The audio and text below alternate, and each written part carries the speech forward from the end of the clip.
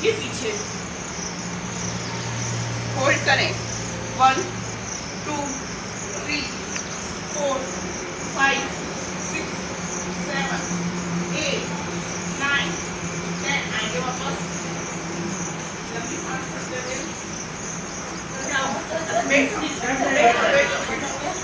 आप बैठ जाओ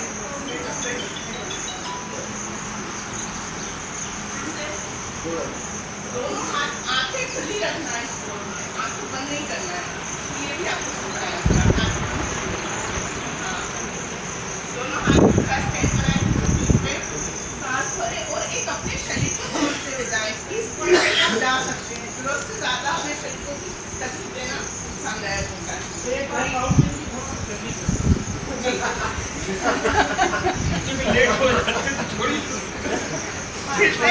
के अनुसार ठीक सांस भरते हुए जाएंगे पीछे राइट साइड झुक जाइए राइट साइड झुके लेफ्ट साइड में इसकी जाओ को महसूस करेंगे होल्ड करेंगे और ऊपर वाले हाथ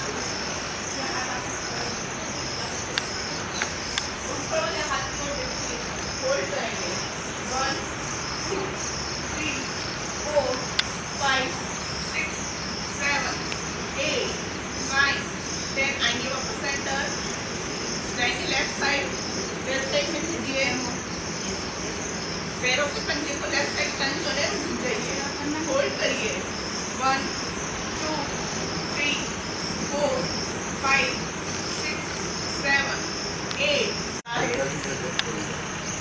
पूरा फोकस अपनी सांसों पे रखिए लंबी सांस लेके छोड़ें फिर से ले लंबी सांस छोड़ें भरिए लंबी सांस छोड़ें अब हम बढ़ेंगे उस अर्धोश्वासन की ओर अपने घुटनों पे खड़े होंगे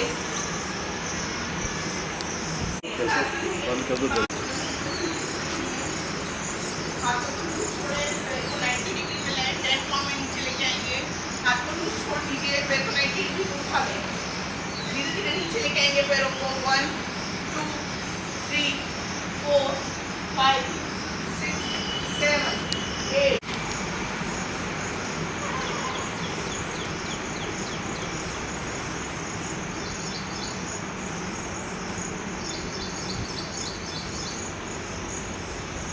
बंद आंखों में लेफ्ट साइड की करवट ले लें हाथ की कोहनी का स्टैंड बना के अपने फोरहेड अपने सिर को उस पर रख लें लेफ्ट साइड की करवट ले लीजिए दृढ़ आसन घुटनों को मोड़ के रखेंगे साइड की तरफ 1 2 3 सिर को नीचे झुकाते हुए नाक के द्वारा छोड़ें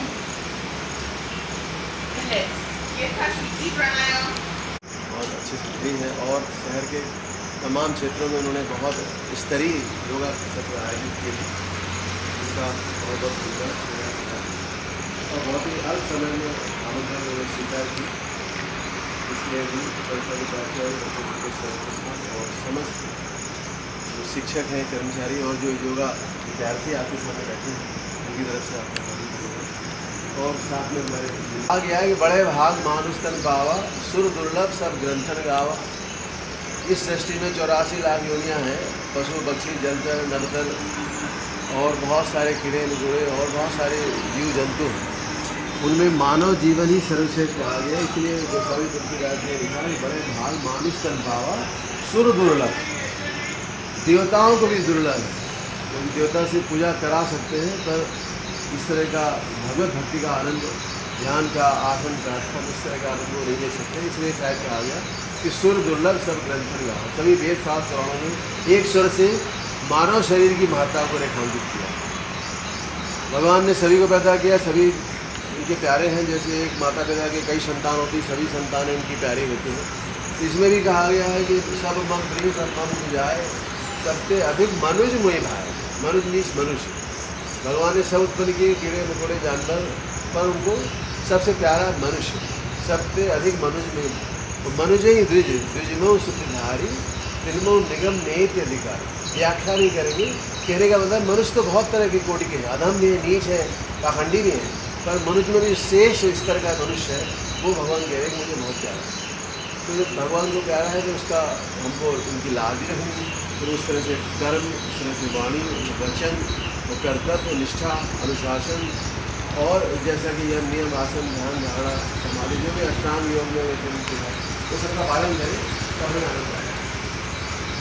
इस अनुभूति के साथ हमें फील करना है, अनुभव करना है कि मैं काला, गोरा, पतला, दुबला, स्वस्थ, अस्वस्थ, सुंदर शरीर नहीं, क्योंकि ये शरीर नाशी शरीर में अविनाशी आत्मा का वास है।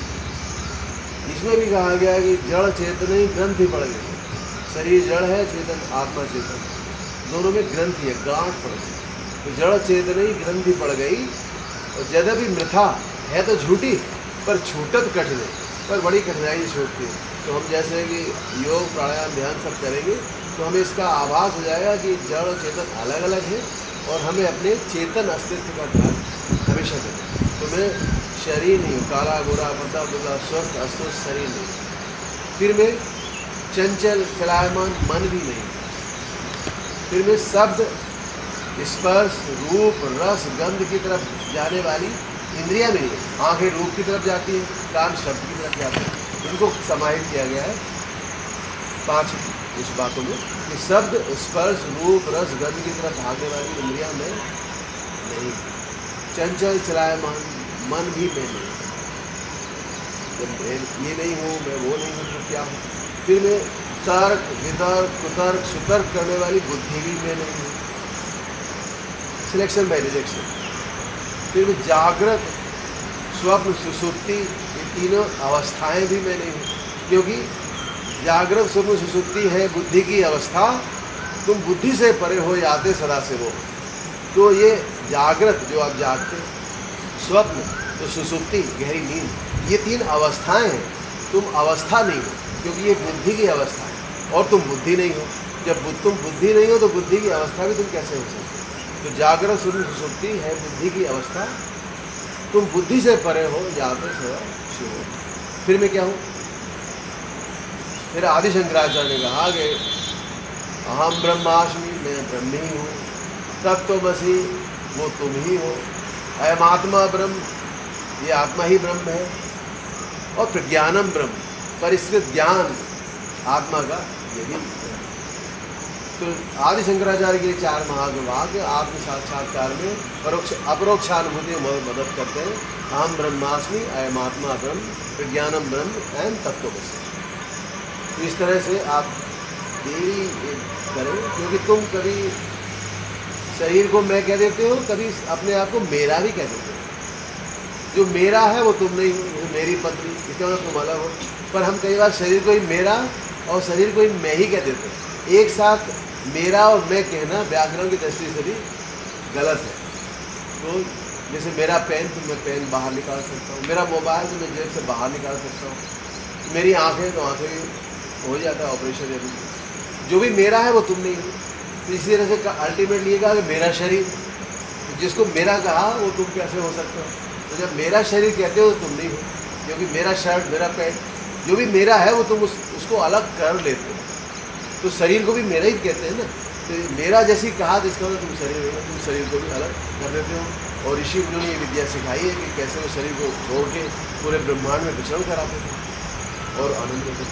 तो जैसे ही आत्म तत्व का विचार करते हो, उससे लाभ क्या? कोई कहे लाभ क्या है?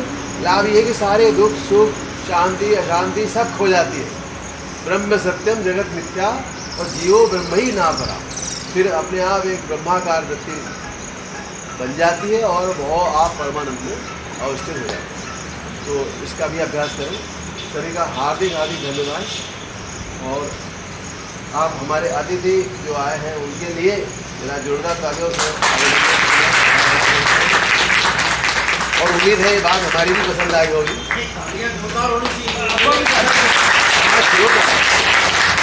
जोरदार